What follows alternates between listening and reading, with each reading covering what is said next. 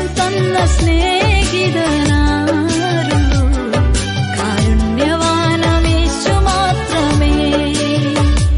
ഇത്ര നന്മ തന്ന സ്നേഹിതനാരുള്ളൂ, മാധുര്യവാനമേശു മാത്രമേ.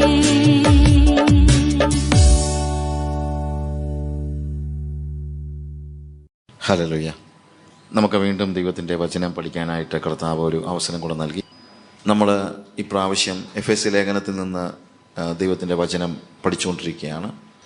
നമ്മൾ തുടക്കത്തിൽ തന്നെ പറഞ്ഞൊരു കാര്യമുണ്ട്, ദൈവത്തിൻ്റെ മനസ്സിലെ ഒരു വലിയൊരു ഹിതം, ഇഷ്ടം എന്താണ് എന്നുള്ളതിനെക്കുറിച്ച് പറഞ്ഞുകൊണ്ടാണ് നമ്മൾ തുടങ്ങിയത്. അത് മറ്റൊന്നുമല്ല, സ്വർഗത്തിലും ഭൂമിയിലുള്ള സകലതും ക്രിസ്തുവിൽ ഒന്നായിത്തീരുക എന്നുള്ളതാണ്. ആ ഒന്നാക്കുന്ന ആ ഒരു അനുഭവം, ആ യൂണിയൻ, അത് മറ്റ് മതങ്ങളിൽ പറയുന്ന പോലുള്ള യൂണിയൻ അല്ല. പ്രത്യേകത എന്താണ്?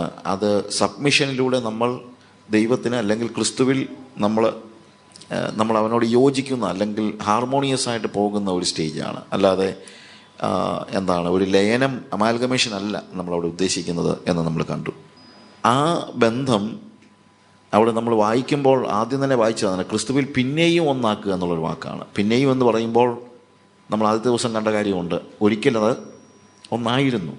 സൃഷ്ടിയിങ്കൽ ആദിയിൽ ദൈവം ആകാശവും ഭൂമിയും സൃഷ്ടിച്ചപ്പോൾ, അതായത് പ്രപഞ്ചത്തിലെ ഗോളങ്ങൾ തമ്മിൽ ആ യൂണിറ്റി ഉണ്ടായിരുന്നു, ഹാർമണി ഉണ്ടായിരുന്നു.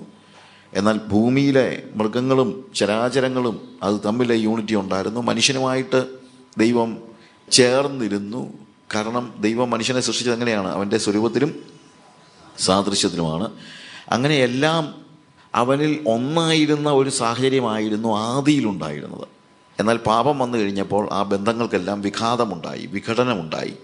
അതിലൊന്നാമത് സംഭവിച്ച വിഘടനം മനുഷ്യനും ദൈവവും തമ്മിലുള്ള ബന്ധത്തിലാണ്. മനുഷ്യനും ദൈവവും തമ്മിൽ വിഘടിക്കപ്പെട്ടു. അതാണ് നമ്മൾ ആദ്യം കാണുന്നതായ കാര്യം. എന്നാൽ രണ്ടാമത് മനുഷ്യനും പ്രകൃതിയും തമ്മിൽ വിഘടിക്കപ്പെട്ടു. മനുഷ്യനും തമ്മിൽ വിഘടിക്കപ്പെട്ടു. മനുഷ്യനും ദൈവവും തമ്മിൽ വിഘടിക്കപ്പെട്ടു. മനുഷ്യനും തമ്മിൽ വിഘടിക്കപ്പെട്ടു. മനുഷ്യനും പ്രകൃതിയും തമ്മിൽ വിഘടിക്കപ്പെട്ടു. അങ്ങനെ പിന്നീട് എല്ലാം ഹാർമണി നഷ്ടപ്പെട്ട ഒരു സ്റ്റേജിലാണ് പാപം മനുഷ്യനെ കൊണ്ടെത്തിച്ചത്. അല്ലെങ്കിൽ എല്ലാം അങ്ങനെ ഒരു അനുഭവത്തിലേക്ക് പോയി. എന്നാൽ യേശുക്രിസ്തു വന്നത് എന്തിനാണെന്ന് ചോദിച്ചാൽ, വീണ്ടും ഇതിനെയെല്ലാം ആ നഷ്ടപ്പെട്ട ബന്ധങ്ങളെ വിളക്കി ചേർക്കുന്നതിന് വേണ്ടിയാണ്. അതിലാദ്യം നഷ്ടപ്പെട്ടത് മനുഷ്യനും ദൈവവും തമ്മിലുള്ള ബന്ധമായതുകൊണ്ട് ആദ്യം റീഗെയിൻ ചെയ്യേണ്ടതും എന്ത് തന്നെയാണ്? മനുഷ്യനും ദൈവവും തമ്മിലുള്ള ബന്ധമാണ്. മനുഷ്യനും ദൈവവും തമ്മിലുള്ള ബന്ധം ശരിയായെങ്കിൽ മാത്രമേ മനുഷ്യനും തമ്മിലുള്ള ബന്ധവും ശരിയാകത്തുള്ളൂ, ഇല്ലേ? അതുകൊണ്ട് കാൽവറി ക്രൂശിൽ യേശു കർത്താവ് എന്ത് ചെയ്തു? തൻ്റെ രക്തത്താൽ അവൻ മനുഷ്യരെ ദൈവത്തോട് അടുപ്പിച്ചു. നീതിമാനായ ദൈവവും അശുദ്ധനായ മനുഷ്യനും തമ്മിൽ യാതൊരു രീതിയിലും, വിശുദ്ധനായ ദൈവവും അശുദ്ധനായ മനുഷ്യനും തമ്മിൽ യാതൊരു യോജിപ്പും ഇല്ലാതിരുന്നൊരു സാഹചര്യത്തിൽ യേശു കർത്താവ് കാൽവറി ക്രൂശിൽ മരിച്ച് അവൻ്റെ രക്തത്താൽ, അതുകൊണ്ടാണ് എഫെസ്യ ലേഖനത്തിൽ അവൻ്റെ രക്തത്താൽ നമുക്ക് പാപമോചനം എന്ന വീണ്ടെടുപ്പ് ഉണ്ട്. അപ്പോൾ അവൻ നമ്മളെ പാപങ്ങളിൽ നിന്ന് വീണ്ടെടുത്തു.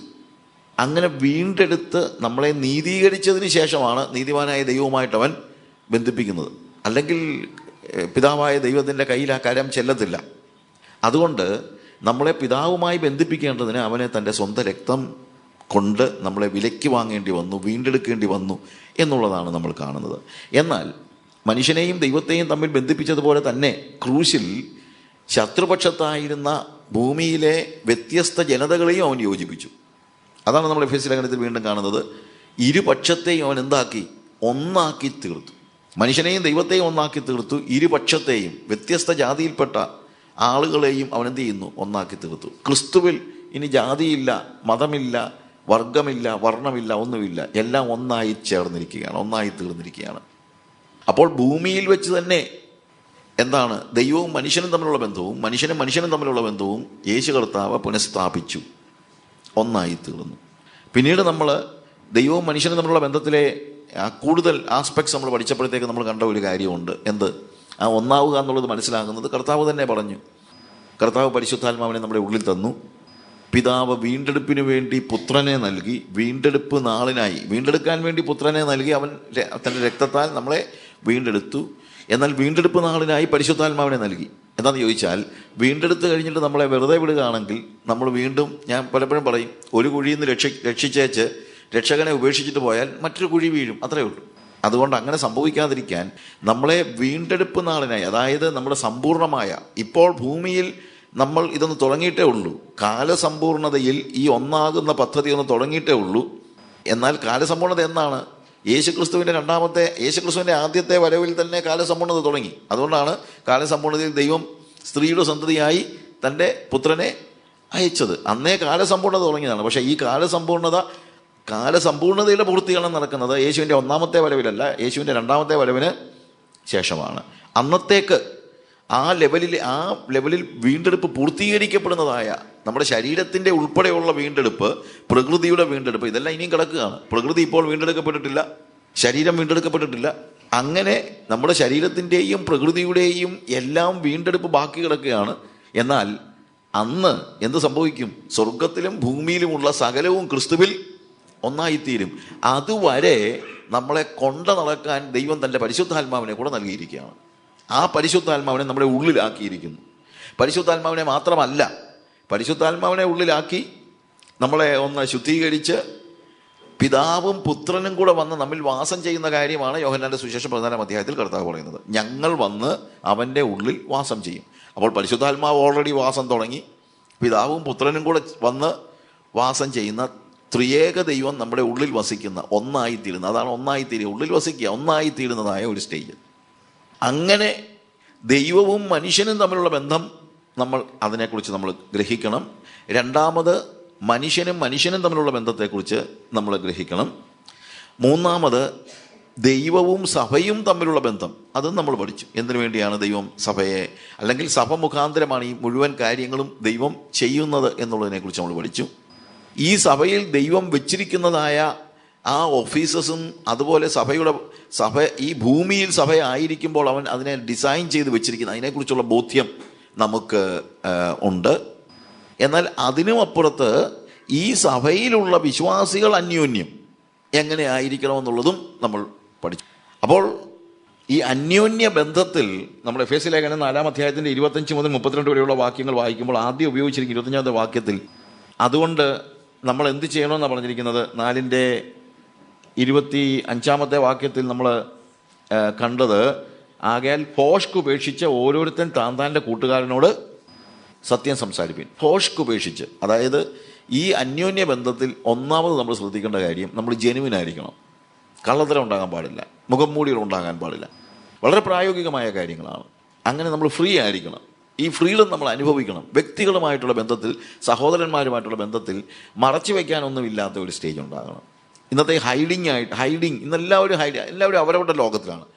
ആ ഒരു ലോകത്തിലെ ഒരു സ്റ്റേജ്. ആദ്യത്തെ ദിവസം തന്നെ ഞാൻ പറഞ്ഞു, ഇന്നിപ്പോൾ റിലേഷൻസ് ഇല്ല. എല്ലാവർക്കും അവരവരുടെ ലോകത്തിലെ കയറിയിരിക്കുകയല്ല, അത് വേറൊരു ലോകം അവർക്ക് ഇല്ല. എൻ്റെ ലോകത്തിലേക്ക് ആരെയും കയറാൻ ഞാൻ സമ്മതിക്കത്തുമില്ല. ഞാൻ ആരുടെ ലോകത്തിൽ കയറത്തുമില്ല, എൻ്റെ ലോകത്തിലേക്ക് കയറാൻ ആരെയും സമ്മതിക്കത്തുമില്ല. അങ്ങനെ ഒരു റിലേഷനും ഇല്ലാതെ ജീവിക്കുന്നതായ ഒരു സമൂഹത്തിൻ്റെ മധ്യത്തിൽ വിശ്വാസികൾ അന്യോന്യം എങ്ങനെയുള്ളവരായിരിക്കണം? ഭോഷ്ക് വിട്ട് എന്ത് ചെയ്യണം? ഭോഷ്ക് ഉപേക്ഷിച്ച് ഓരോരുത്തരും തൻ്റെ കൂട്ടുകാരനോട് സത്യം സംസാരിപ്പിൻ. നാം തമ്മിൽ അവയവങ്ങളല്ലോ, അവയവത്തിൻ്റെ 2 അവയവങ്ങൾ തമ്മിൽ എങ്ങനെ ബന്ധപ്പെട്ടിരിക്കുന്നോ അതുപോലെയുള്ള ബന്ധം നമുക്ക് അന്യോന്യം ഉണ്ടായിരിക്കണം. അവയവങ്ങളുടെ പ്രത്യേകത ഞാൻ പറഞ്ഞു. ഒരവയവം ഒരിക്കലും മറ്റൊരു അവയവത്തോട് കള്ളം പറയത്തില്ല. ഓരോ അവയവങ്ങളും തലയുമായി ബന്ധപ്പെട്ടിരിക്കുന്നത് കൊണ്ട് ഓരോ അവയവത്തിൻ്റെയും പ്രവൃത്തിയെ കോർഡിനേറ്റ് ചെയ്യുന്നത് ആരാണ്?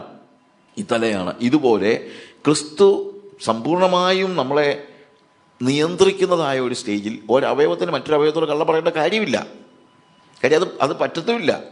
കാര്യം ഇതിനെ രണ്ടിനെയും കോർഡിനേറ്റ് ചെയ്യുന്ന ഒരു വ്യക്തിയുണ്ട്. നമ്മൾ കമ്പ്യൂട്ടർ ലാംഗ്വേജ് പറഞ്ഞു കഴിഞ്ഞാൽ ഒരു സെർവറുമായിട്ട് ബന്ധപ്പെടുത്തി പല ഡിവൈസസ് വെച്ച് കഴിഞ്ഞാൽ എല്ലാ ഡിവൈസിലും എന്ത് ചെല്ലുന്നു? ഈ സെർവറിൽ നിന്നുള്ള ഇൻഫർമേഷൻ നടന്നുകൊണ്ടിരിക്കുകയാണ്, അങ്ങോട്ടും ഇങ്ങോട്ടും പോയിക്കൊണ്ടിരിക്കുകയാണ്. പക്ഷേ ഇതിനെ ലിങ്ക് ചെയ്യുന്ന ഒരു സെർവറുണ്ട്. എന്ന് പറഞ്ഞതുപോലെ ക്രിസ്തു എന്ന തലയും നമ്മൾ അവയവങ്ങളുമായിട്ടുള്ള ഒരു സാഹചര്യത്തിൽ നമ്മൾക്ക് മറ്റൊരു അവയവത്തോട് കള്ളം പറയാൻ കഴിയില്ല. അങ്ങനെ നമ്മൾ പരിശ്രമിക്കുന്നെങ്കിൽ നമ്മൾ ആദ്യം തന്നെയുള്ള പ്രശ്നം എന്ന് ചോദിച്ചു കഴിഞ്ഞാൽ നമ്മൾ ഈ തലയുമായിട്ടുള്ള റിലേഷനിൽ പ്രശ്നമുണ്ടെന്നാണ്. തലയുമായിട്ടുള്ള റിലേഷൻ പൂർണ്ണമാണെങ്കിൽ നമ്മൾ അവയവങ്ങൾ തമ്മിലുള്ള ബന്ധവും പൂർണ്ണമായിരിക്കും. കാര്യം ഇത് ലിങ്ക് ചെയ്ത് കിടക്കുകയാണ് എന്നുള്ളത് നമ്മൾ മനസ്സിലാക്കണം. അപ്പോൾ നമ്മുടെ അന്യോന്യ ബന്ധത്തിൽ ജെനുവിനിറ്റിയാണ് ഏറ്റവും പ്രാധാന്യം അർഹിക്കുന്നതായ കാര്യം.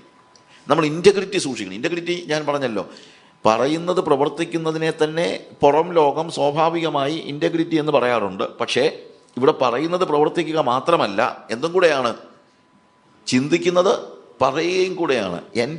എൻ്റെ thoughts and deeds and words ഒരേപോലെ ആയിരിക്കുമ്പോഴാണ് എനിക്ക് ഇൻറ്റഗ്രിറ്റി എന്ന് പറയാൻ പറ്റുന്നത്.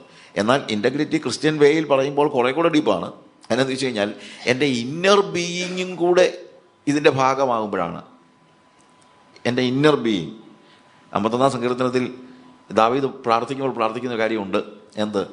അന്തർഭാഗത്തിലെ സത്യമല്ലോ നീ ഇച്ഛിക്കുന്നത്, അന്തരംഗത്തിലെ ജ്ഞാനം എന്നെ ഗ്രഹിപ്പിക്കണമേ. അന്തർഭാഗത്തിലെ സത്യം, truth in the inner being, അതാണ് ശരിക്കും ഇൻറ്റഗ്രിറ്റിയുടെ തുടക്കം എന്ന് പറയുന്നത്. കാരണം എന്താണെന്ന് ചോദിച്ചു കഴിഞ്ഞാൽ, അന്തർഭാഗത്തിലെ സത്യം അല്ലെങ്കിൽ ഇന്നർ ബീയിങ്ങും നമ്മളുടെ ഉപബോധ മനസ്സും തമ്മിൽ പോലും ചിലപ്പം, അതായത് അങ്ങനെ പോലും ഒരു വ്യത്യാസം ഉണ്ടാകാൻ പാടില്ല. കാര്യം എൻ്റെ ഇന്നർ ബീയിങ്ങിൽ പോലും, വേറെ രീതി പറഞ്ഞാൽ എൻ്റെ സ്വപ്നങ്ങൾ പോലും വിശുദ്ധമായിരിക്കണം. എൻ്റെ സ്വപ്നങ്ങൾ പോലും വിശുദ്ധമായിരിക്കണം. എൻ്റെ ഇന്നർ ബീയിങ് വിശുദ്ധമായിരിക്കണം.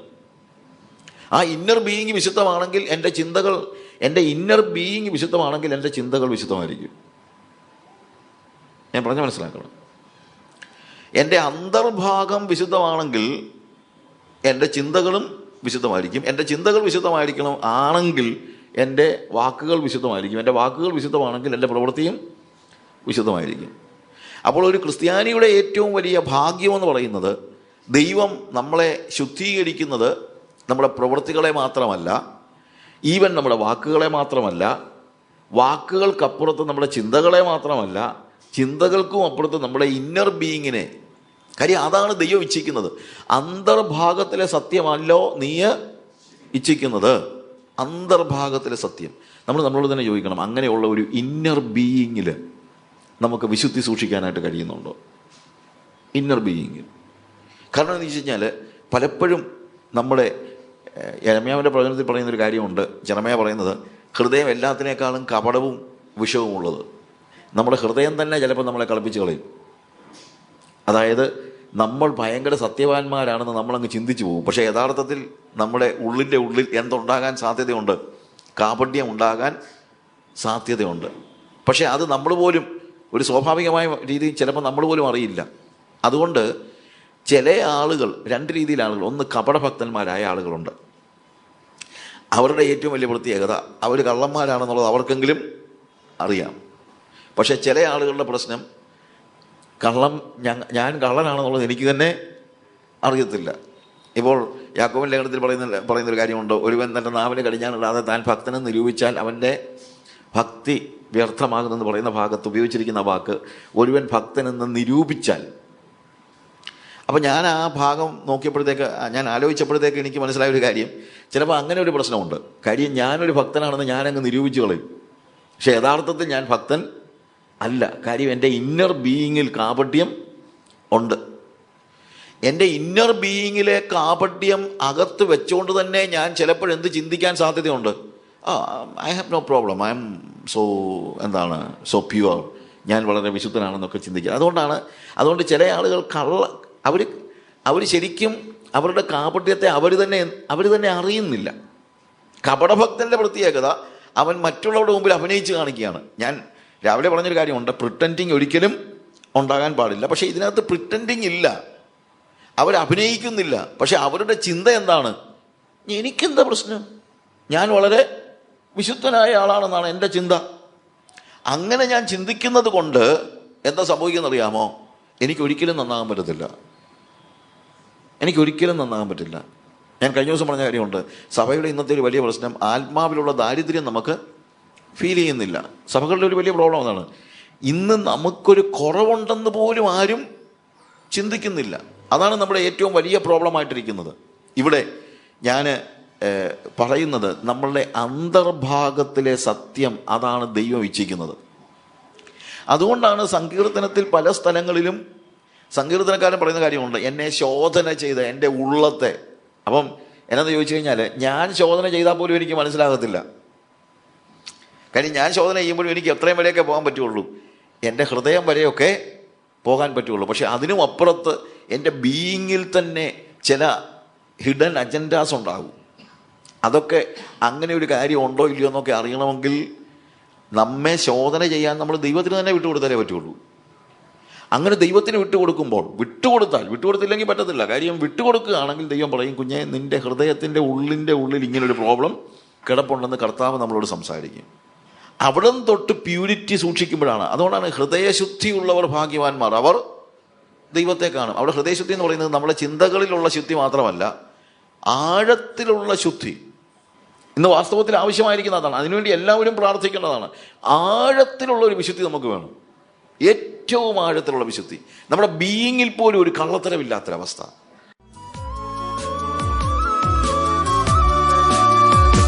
ഇത്ര സ്നേഹം തന്ന സ്നേഹിതനാരുള്ളൂ, കാരുണ്യവാനമേശു മാത്രമേ. ഇത്ര നന്മ തന്ന സ്നേഹിതനാരുള്ളൂ, മാധുര്യവാനമേശു മാത്രമേ. ഇത്ര സ്നേഹം തന്ന സ്നേഹിതനാരുള്ളൂ, കാരുണ്യവാനമേശു മാത്രമേ. ഇത്ര നന്മ തന്ന സ്നേഹിത